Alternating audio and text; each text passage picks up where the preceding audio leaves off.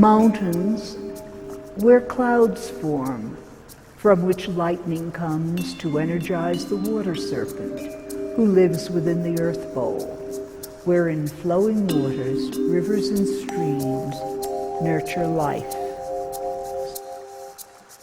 When you ask what is, for us, the magical question, how big is here? And you find the boundary conditions.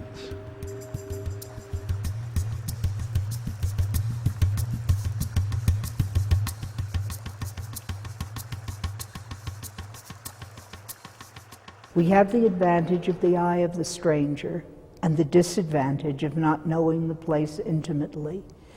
That always makes us get involved with people from the place that we are working at, people who know it and who care about it and who help us to understand it.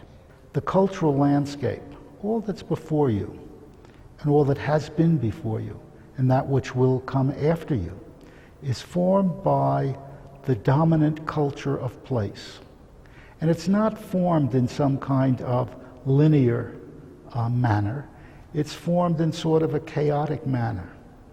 And it's not formed by proposals. It's formed by a discourse, a sort of erratic, multiplex, multi-leveled, in some ways unpredictable discourse.